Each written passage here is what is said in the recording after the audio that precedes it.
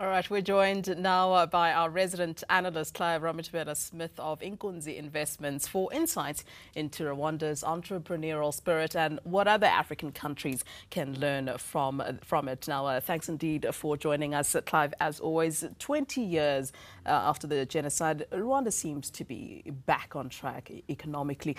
Tell us about that and how have they managed in 20 years to get to sort of where they need to be? Growth projections year on year, 7.6% over the last 10 years. And going forward, they're looking at anything between 6 and 8%.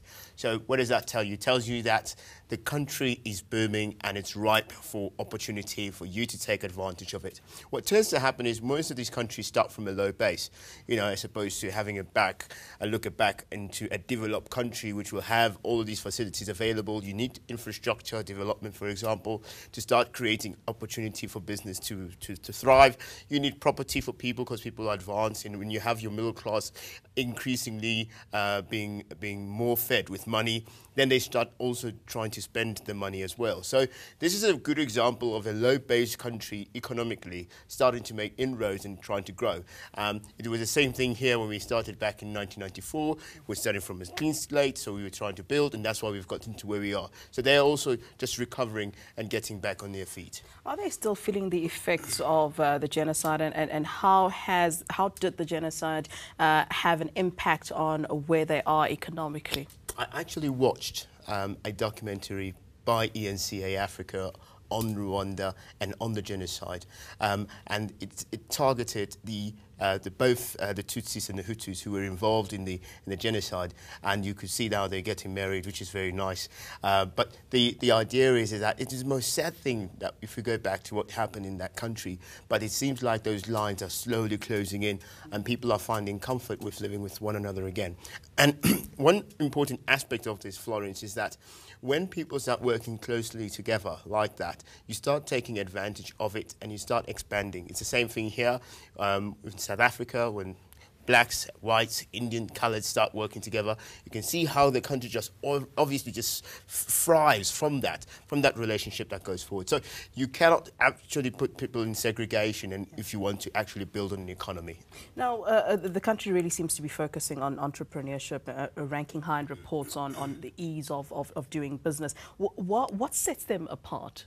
The red tape. I've always spoken about it. It is annoying that you come to South Africa, you want to open a business account, and you're told that you must bring your ID, your passport, and whatever else. And there's so many things that you have to bring on board before you can actually start a business.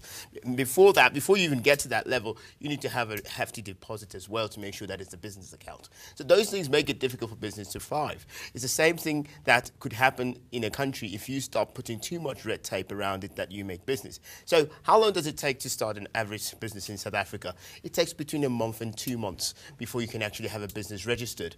Whereas in a country like Rwanda, it can only take about 6 days. So you start thinking to yourself, but why is it so easy? It's because the red tape is less. You create opportunities for entrepreneurs. Entrepreneurs are not people that are skilled in terms of administration. They're not very good. So if the easier you make it for them to thrive, the better the situation is for the country, and the quicker they get the money in, and the more they contribute to the economy. What lessons can be learned from Rwanda, as in for other African countries to use? I mean, we do see that Zimbabwe, as the political landscape may or may not change, the economy will be affected. So what lessons should be learned from Rwanda? I think good leadership is important, yeah. and we've seen that in Paul Kagame. And you also have to take into consideration the policies that government put in place, that they are always in support of small business and make sure that the poor are well looked after. So what tends to happen is when you have an open market, if you go in the streets of Rwanda, for example, people are able to sell freely, they're able to do business, entrepreneurs are allowed to thrive. There's like an economic hub taking place for entrepreneurs to succeed in that particular country. So if you can start seeing that happen in all parts of Africa, you can imagine the kind of Africa we can have in interchanging and learning about each other. I've always spoke about the intra-continental strategies that need to be put in place so that we can leverage off that ourselves. So we seem to think as South Africa and other countries that have probably looking better, like Kenya and Nigeria. We think that we've done it, we've seen it all, we've gone to the next level. We haven't. We've done very little, in actual fact, to penetrating to get to the poor. We still have more and more people going into poverty in Africa than those who are actually getting out of it. So the question is, how do we settle that score right? The only way is to make entrepreneurs have a thrive, make sure that they create a platform for them to succeed, and then you start seeing things getting to filter through to the poor. You speak about President Paul Kagame. Now, he's highlighted the need to embrace competition in order for entrepreneurs to thrive. The fact that they need to change that mindset. What does he mean by that? Maybe let's just go into that. I'll give you a typical example of an article also I read online. And you talk about the UK International Development Trust Board saying that the cell phone mobile technology is by far the most effective and the best in the world. The one that was developed where? Here in Africa. And that's what these countries are doing, like Rwanda, like Kenya, like Nigeria. I've seen as well now Ivory Coast is adapting it. They're using mobile technology to advance things. So, for example, you can actually apply, you can download applications that you can apply for and do applications for business, whether it is local or international. You can do it online on the African continent.